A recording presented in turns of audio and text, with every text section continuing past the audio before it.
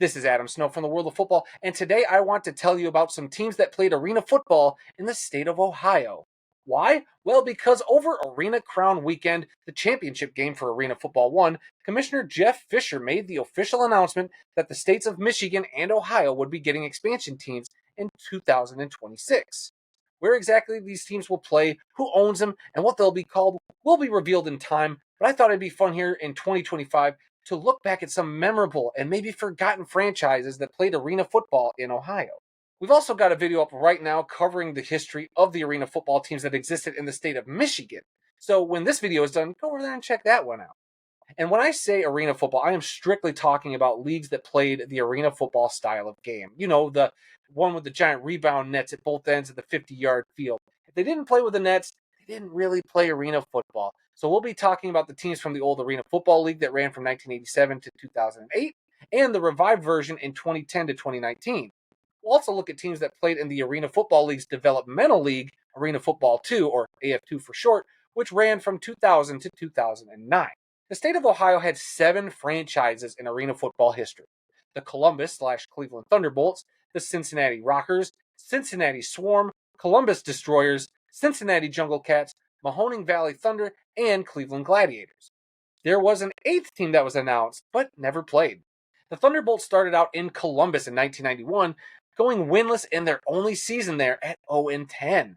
The team then moved over to Cleveland, where they played from 1992 to 1994, but things weren't much better. Despite making the playoffs in 1992 at 4-6, they lost in the first round, and then they would go 2-10 in both of their next 2 seasons, ending with an overall 8-36 record, including that lone playoff loss. In 1992, the Cincinnati Rockers joined the Arena Football League and would compete in only 2 seasons. They had a very good 7-3 inaugural season, losing in the first round of the playoffs that year, but would go 2-10 in their final season of existence, putting their overall record at 9-4, including that playoff loss. In 2003, arena football would return to Cincinnati in the form of the AF2's Cincinnati Swarm. The team would only play for 1 season and went 7-9 that year, missing the playoffs. The team would fold, citing poor attendance.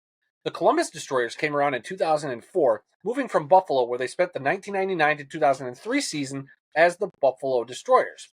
The Destroyers would play in Columbus from 2004 to 2008 before the Arena Football League closed up shop for a year and were later revived for 1 season in 2019 before the AFL would again shut down. While playing in Columbus, the team would go 27-65, including a 3-1 playoff record. All those playoff appearances, though, would happen in the 2007 season, where the team would eventually go on to lose in Arena Bowl 21 to the San Jose SaberCats. In 2007, a 3rd attempt would be made to put a team in Cincinnati. Enter the Cincinnati Jungle Cats. The team only played for 1 season and would go 1-15. However, the team did have some notable team owners, including baseball legend Ken Griffey Jr. Also in 2007, another Ohio expansion team came into existence in the AF2. Enter the Mahoning Valley Thunder, who played in Youngstown, Ohio. This team would only last 3 seasons, but never made it to the postseason. Overall, the team would go 12-36 before closing their doors after the 2009 season.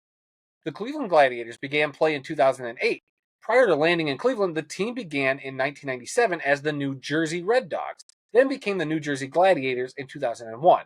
They then moved to Las Vegas in 2003 and played there as the Gladiators until 2007. While in Cleveland, the Gladiators played the 2008 season with some success, going 9-7 and winning 2 playoff games before losing in the conference championship.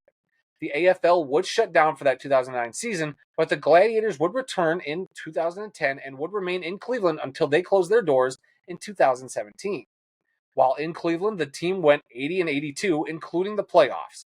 Their best season occurred in 2014 when the team went 17-1 in the regular season, and they won 2 playoff games that year and would host the Arena Bowl that season, but would end up losing Arena Bowl 27 to the Arizona Rattlers. The Toledo Bullfrogs were a team that were supposed to join the AF2 in 2010, but the AF2 rebranded and transformed into the new iteration of the Arena Football League, which saw many teams in the AF2 fold. A few years back, we got our first look at what the proposed Bullfrogs uniforms would have looked like, and while they never got to step onto the field, they had a top-tier name and look. So overall, the state of Ohio would never claim an arena football title, but they had many iconic arena football franchises that were beloved in their communities and would surely be welcome to return if given the opportunity.